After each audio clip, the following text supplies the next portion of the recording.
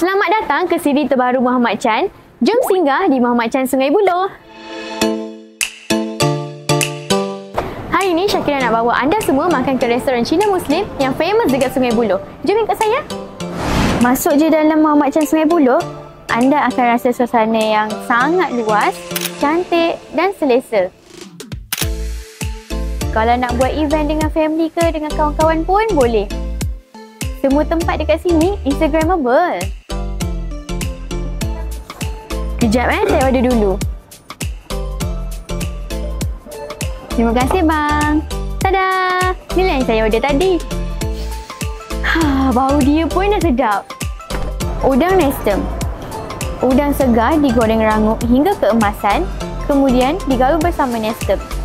Tekstur dekat luar memang crunchy, tapi dekat dalam masih kekal juicy dan rasa manis udang.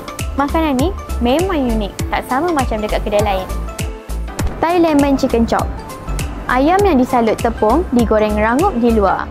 Disiram dengan sos lemon Thai yang segar, masam manis dan sedikit rasa pedas. Setiap suapan memang rasa fresh and appetizing, buatkan kita asyik rasa nak menambah je. Soda lemon lychee XXL. Panjangnya nama. Ada air soda yang sejuk menyegarkan, potongan lemon yang beri rasa masam natural dan buah lychee yang manis berjus.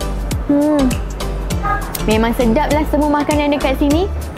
Kalau anda datang ke Muhammad Chan Sungai Buloh, Syakira nak recommend untuk anda order Thai lemon chicken chop, udang nestem dan soda lemon lychee XXL.